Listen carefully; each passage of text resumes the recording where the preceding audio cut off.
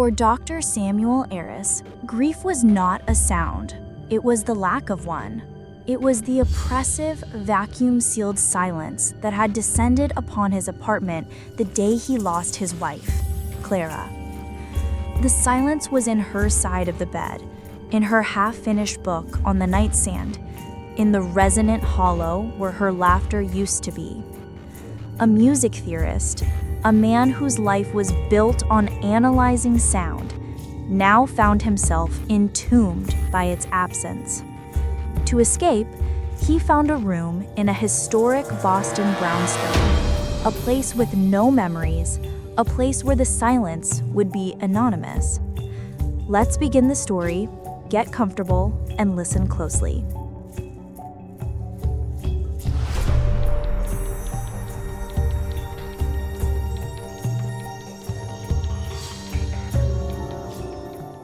The room in the brownstone on Beacon Hill was a study in aged character.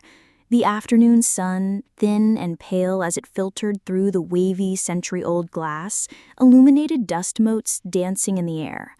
The floorboards, dark and wide, groaned a low, mournful protest under Samuel's feet. The walls were thick plaster, painted a nondescript cream color that had yellowed over time, covered in a fine web of hairline cracks like an old map. It was perfect. It was a space devoid of Clara, a blank slate where he could simply exist, adrift in the quiet hum of a building that had lived long before him and would live long after. His landlady, Mrs. Gable, was a woman who seemed as much a part of the building as the brick and mortar. She was in her late 70s, with a cloud of white hair and eyes that held a peculiar, knowing sharpness.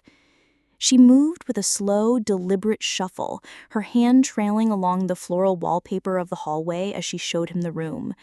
"It's a quiet floor," she said, her voice a dry rustle of leaves. "Most tenants keep to themselves.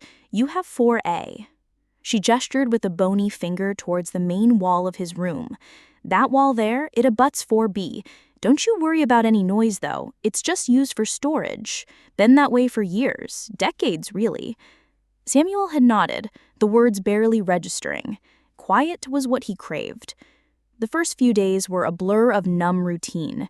He unpacked his books on musicology and theory, stacking them in precise, joyless piles. He set up his digital piano but left the dust cover on, the thought of creating music feeling like a betrayal. He sat for hours in an old armchair that came with the room, staring at the wall he now knew as the border to 4B, letting the city's distant, muffled symphony wash over him without ever truly hearing it. The silence he'd sought was here, but it was different, a layered, breathing silence, preferable to the screaming void he'd left behind. It was on the fourth night that the silence was broken. He was in bed, suspended in that frustrating gray space between exhaustion and sleep, his mind replaying the metallic finality of the hospital EKG. The city outside had quieted to a low murmur. And then he heard it. Tap, tap, tap, tap. It was faint, so faint he thought it was his own pulse thudding in his ear. He held his breath, listening. It came from the wall he shared with the storage unit, 4B. Tap, tap, tap, tap, tap. It wasn't the rhythmic clanking of old pipes or the frantic scratching of a mouse. This was deliberate. The rhythm was irregular, yet it held a strange internal logic. There were pauses, phrases, a cadence. As a man who had dedicated his life to the deconstruction of pattern and sound, Samuel felt a flicker of something he hadn't felt in months, professional curiosity. He dismissed it.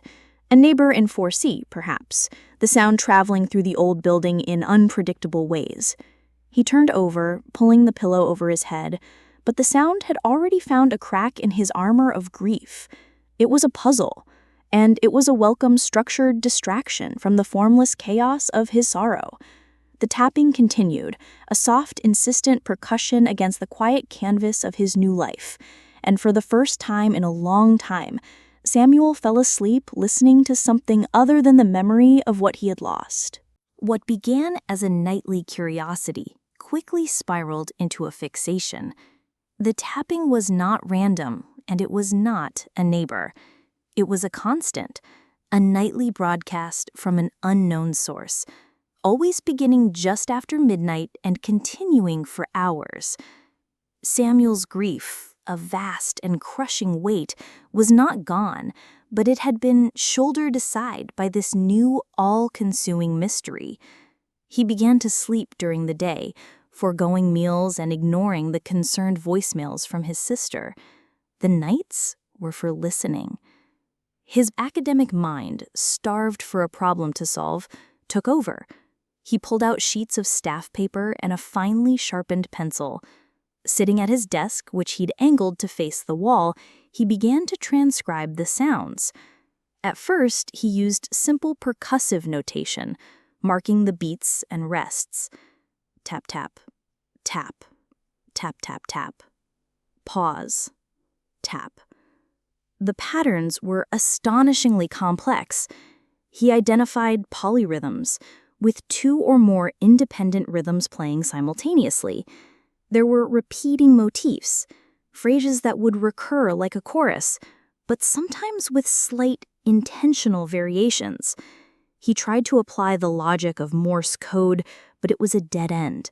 The groupings didn't conform to any alphabet he knew. This was something else, more structured, more mathematical.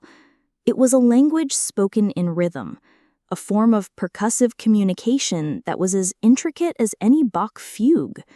His room filled with papers covered in his spidery, precise notation, a library of a language only he could hear.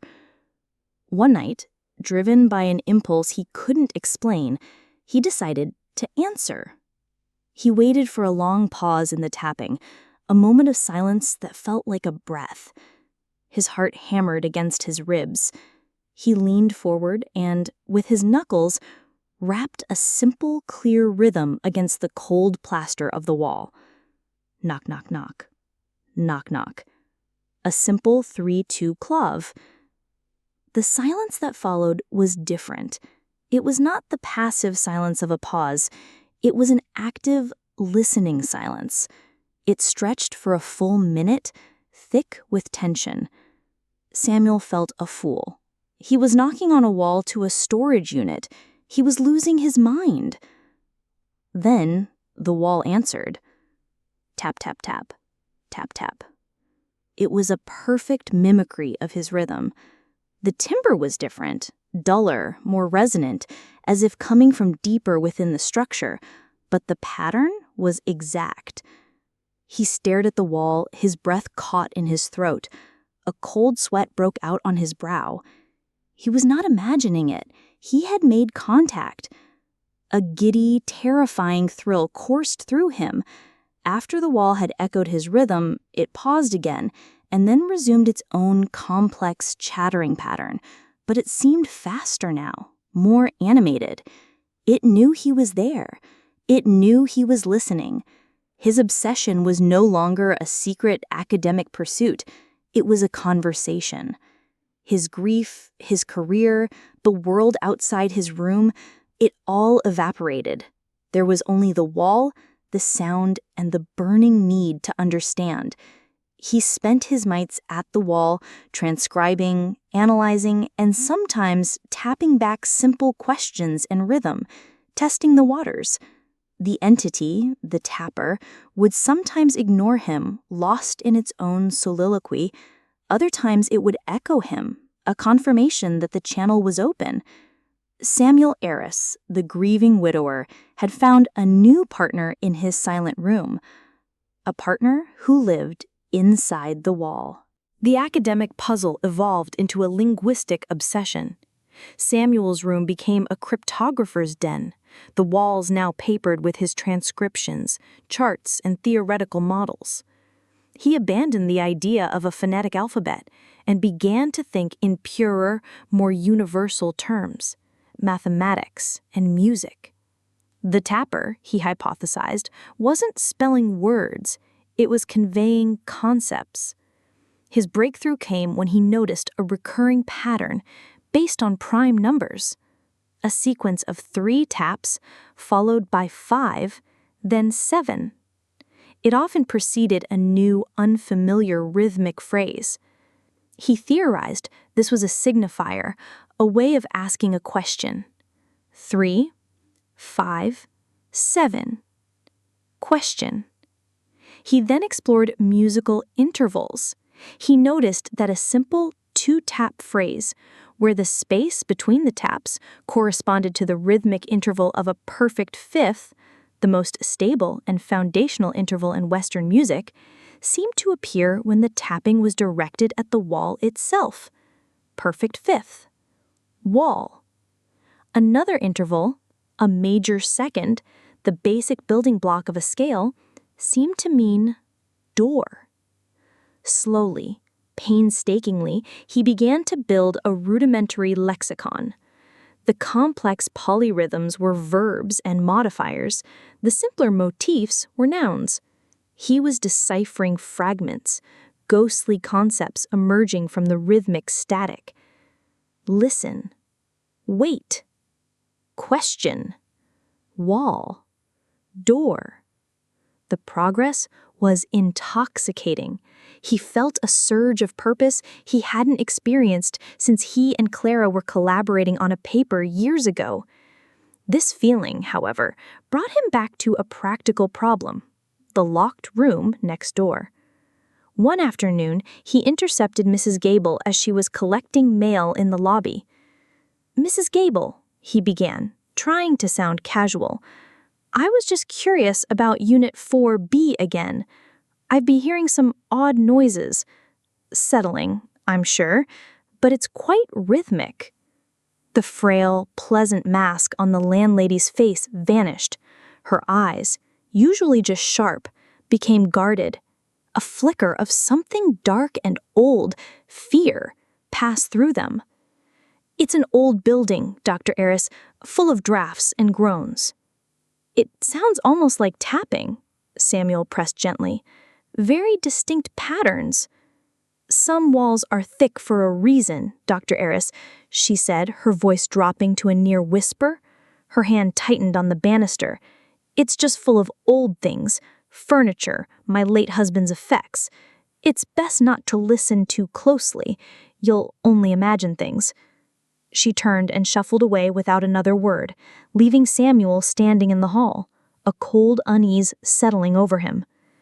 Her warning, however, was no match for the tapper's growing urgency. That night, the messages became more complex, more directive. He worked feverishly, his pencil flying across the page. The concepts were no longer abstract. They were instructions. Find. Key. Behind. Wood. Turn. The conclusion was now inescapable, thrilling and terrifying. He wasn't just communicating with a phenomenon.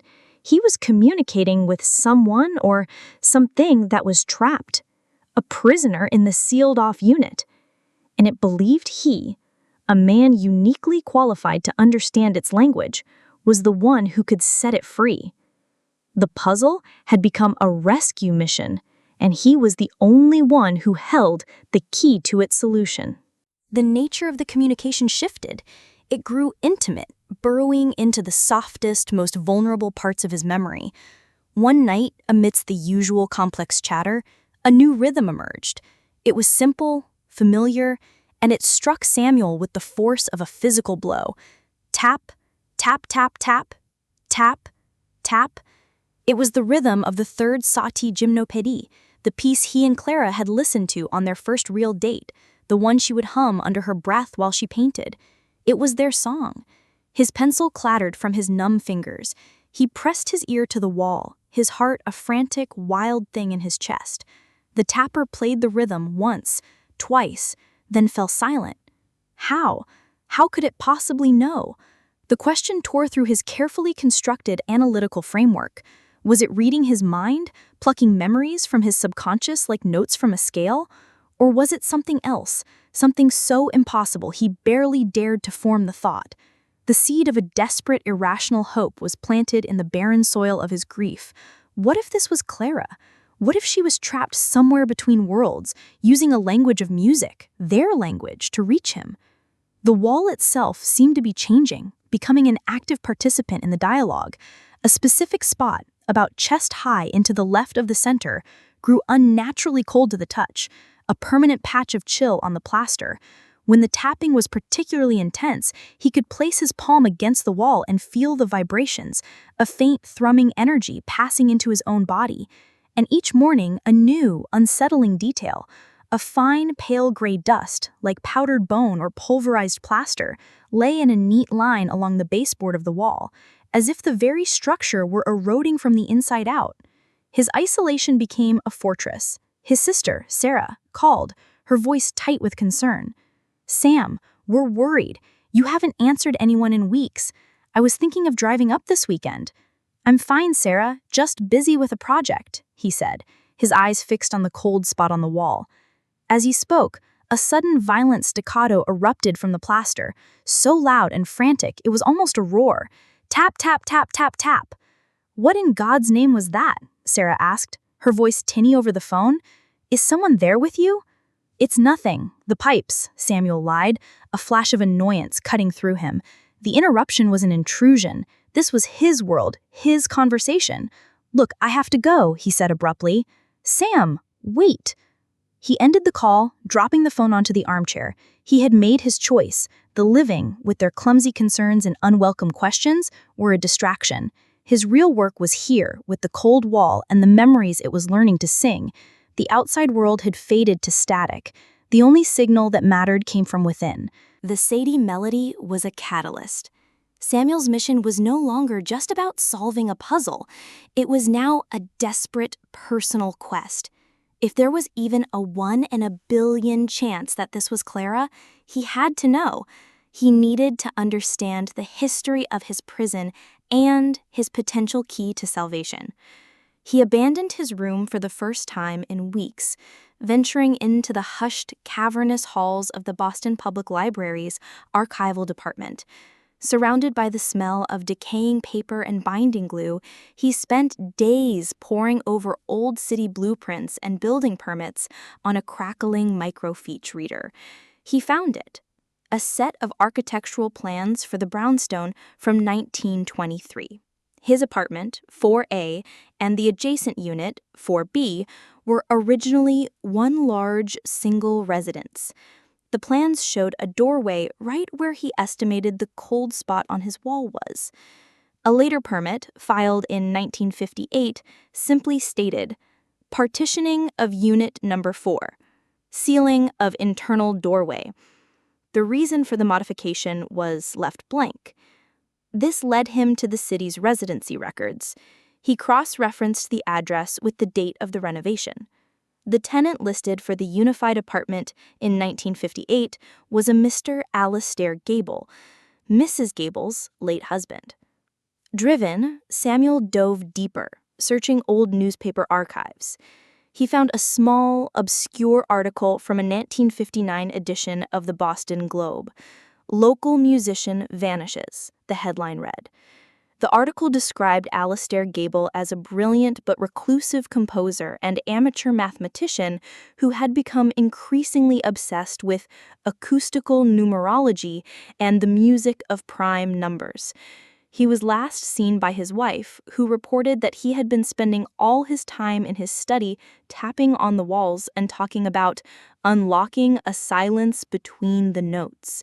Then one day, he was simply gone. He vanished without a trace from inside his own apartment. Samuel felt a profound chill that had nothing to do with the library's air conditioning. The language of primes, the percussive communication. It wasn't the prisoner's language. It was the architect's. Alistair Gable had invented it. He returned to his room that night, the pieces slotting into place with terrifying clarity. He looked at the wall not as a barrier, but as a creation.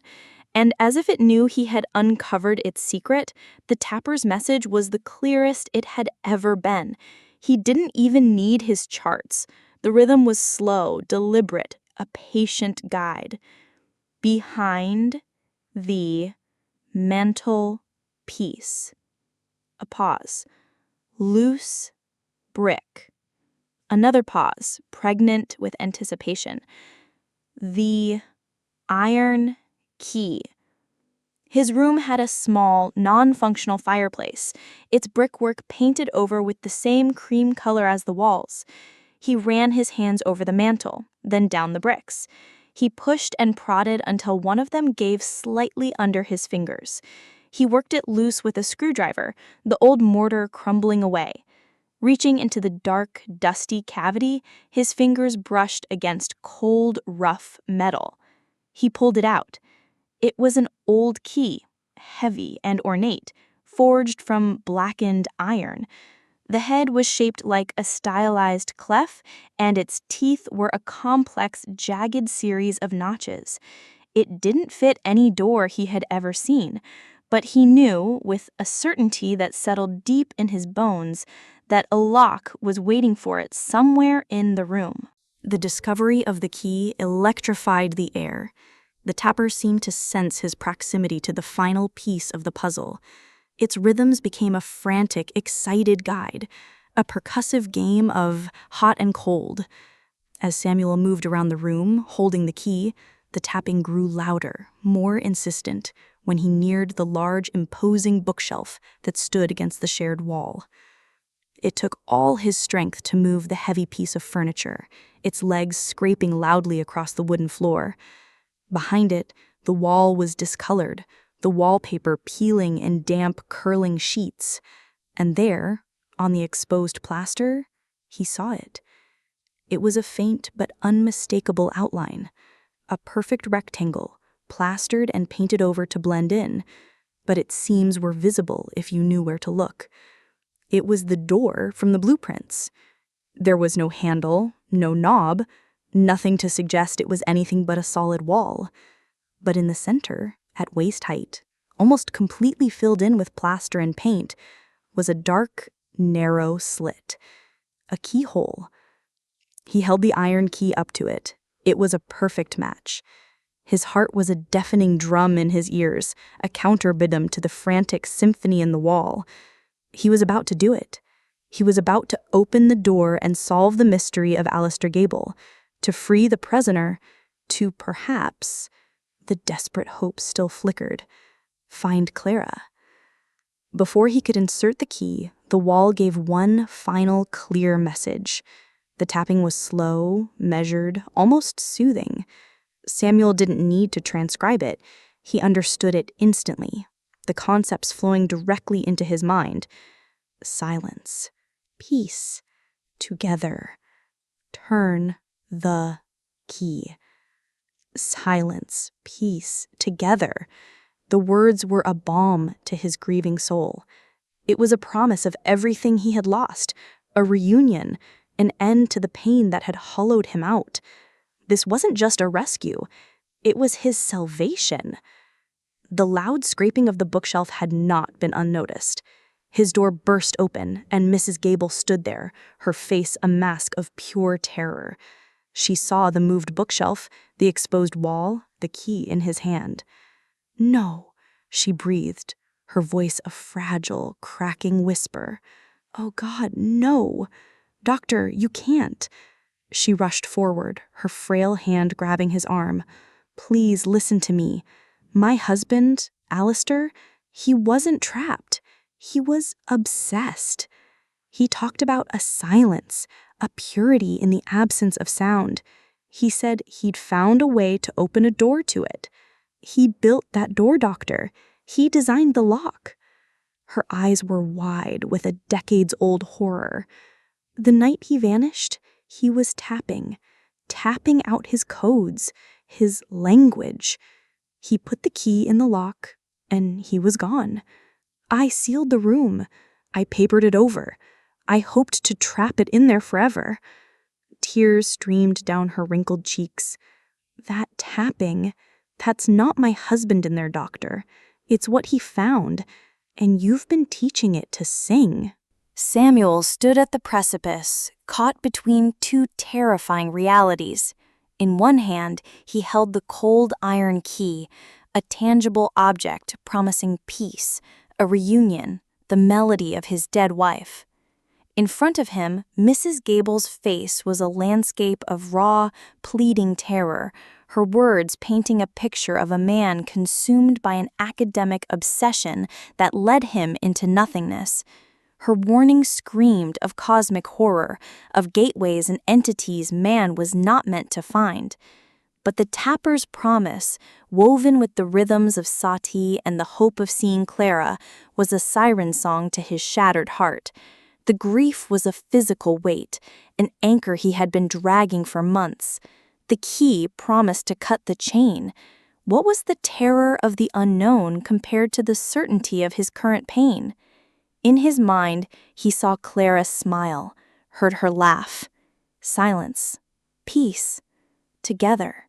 He chose the delusion. "I have to," he whispered, his voice hoarse. He gently pulled his arm from Mrs. Gable's grasp. Ignoring her sob of despair, he faced the wall. His hand was steady as he inserted the iron key into the plaster-clogged keyhole. It scraped, then slid home with a gritty finality. The moment he began to turn it, the tapping stopped. The silence that fell was absolute, profound, and deeply unnatural.